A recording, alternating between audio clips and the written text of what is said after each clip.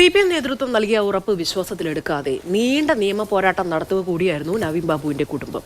CBI അന്വേഷണം ആവശ്യപ്പെട്ട് supreme കോടതി വരെ സമീപിച്ചു.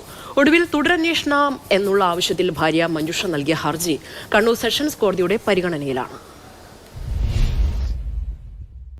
CPM-നെ പിടിച്ചുലച്ച രാഷ്ട്രീയ വിവാദം.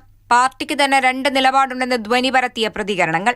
നവീൻ ബാബുവിന്റെ കുടുംബത്തിനൊപ്പം എന്ന സംസ്ഥാന സെക്രട്ടറിയുടെ വിശദീകരണം. പിന്നാലെ ജയിൽ മോചിതയായ PP ദിവ്യയെ സ്വീകരിക്കാനെത്തി സംസ്ഥാന സെക്രട്ടറിയുടെ ഭാര്യ PK ശ്യാമള. പാർട്ടി നിലപാടിനെ സംശയിക്കാൻ പാകത്തിനുള്ളതായിരുന്നു നേതാക്കളുടെ നീക്കങ്ങൾ അത്രയും. അതൊക്കെ അന്വേഷിച്ചു വരട്ടെ. അന്വേഷണത്തിന്റെ ഭാഗമായിട്ട് ഏതെല്ലാം രീതിയിലാണോ കാര്യങ്ങൾ വരുന്നത് അതൊക്കെ അടിസ്ഥാനപ്പെടുത്തിയ നിലപാട് സ്വീകരിക്കും. വാഗ്ദാനങ്ങളിലൊന്നും പക്ഷേ നവീൻ ബാബുവിന്റെ കുടുംബം വിശ്വാസമർപ്പിച്ചില്ല. അവർ നിയമ പോരാട്ടത്തിലായിരുന്നു. പോലീസ് അന്വേഷണത്തിലും CPM-ലും അവിശ്വാസം രേഖപ്പെടുത്തുന്നത് കൂടിയായിരുന്നു CBI അന്വേഷണം എന്ന ആവശ്യം. സുപ്രീം കോടതി വരെ പോരാട്ടം തുടർന്നു. പക്ഷേ ഫലമുണ്ടായില്ല.